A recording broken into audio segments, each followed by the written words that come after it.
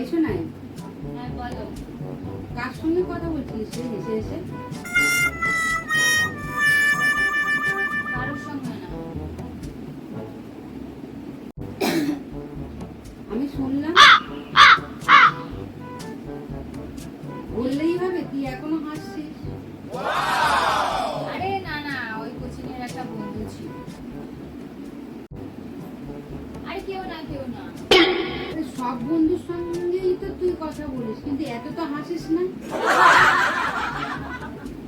এইটা আবার তোর কোন নতুন বন্ধু জুটলো রে?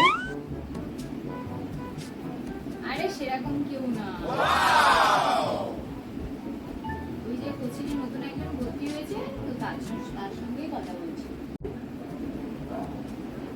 আরে সেরকম কিছু না, ওই যে একজন নতুন ভর্তি হয়েছে না কোচিংয়ে, তার জন্য কথা বলছি।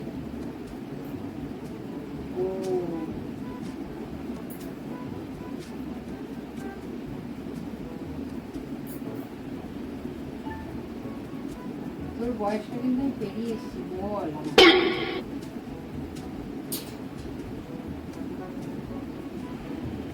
আরে সেরকম কেউ না বলছি।